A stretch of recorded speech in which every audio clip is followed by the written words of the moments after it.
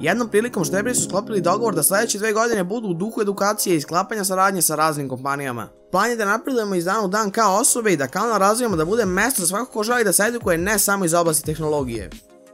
Sa zadovoljstvom vam možemo reći da svakog dana koračamo ka tom cilju, sklopivši još jednu saradnju sa kompanijom visoke klase. U pitanju je kompanija Arctic koja nam je poslala jedan vrhunski budget buy proizvod.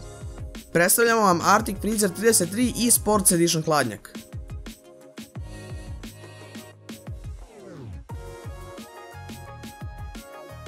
Kada smo prvi put vidjeli pakovanje Arctic proizvoda, jednostavno smo ostali bez daha. Novo dizajnirani Arctic logo u vidu slova A deluje fenomenalno. Dosta detalja o samom proizvodu, montiranju i samim performansama sa dijagramima čini ovaj proizvod primamljivim na prvi pogled.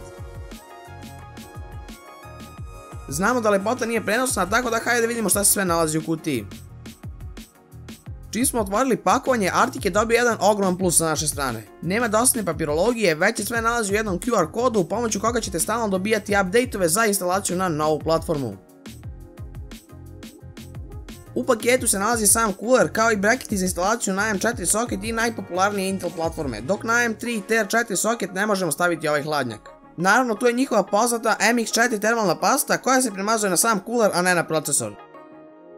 Hladnjak u ruci deluje veoma kvalitetno i čvrsto. Dolazi u mat crnoj boji koja je stvarno crna, završna obrada je na zavidnom nivou, a izrađen je od bakra i aluminijuma. Dva ventilatora veličine 120 mm koja mogu biti u više boja imaju veoma jednostavnu instalaciju pomoću opruga i rupica na samom tornju. Veoma gotivan detalj na ventilatorima je to što je logo u vidu metalne nalepnice. Ventilatori su PVM, a pored ova dva ventilatora na isti konektor možete vezati još jedan ventilator. Ventilatori dolaze sa gumenim odstojnicima u vidu prstena kako bi se sprečile dodatne vibracije. Za performanse ovog hlađenja pobrinuli su se 4 bakarne cevi za odvođenje toplote. Bazu čini blok koji služi za montiranje ovog kulera, a podloga je ravno brušena što dovodi do boljeg kontakta između nje i procesora. Instalacija na AM4 soket je malo naporna, ali ne tako teška.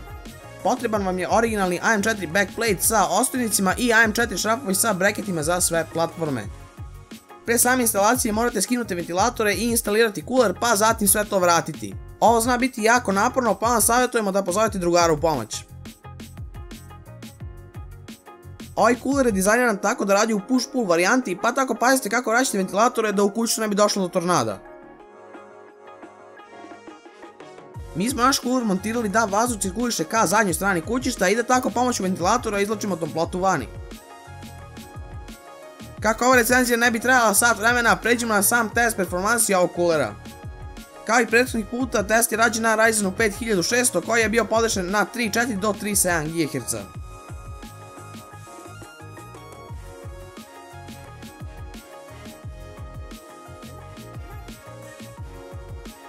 Na testu niste mogli vidjeti buku, ali tu smo se i mi začudili.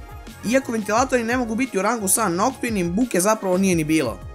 Temperature procesora stavile su ovaj hladnjak u rang sa Cooler Masterovim vodenim hlađenjem, što je stvarno neverovatno. Kada uporedimo cenu, dolazimo do činjenice da je Arctic Freezer mnogo bolji izbor za prosječne korisnike.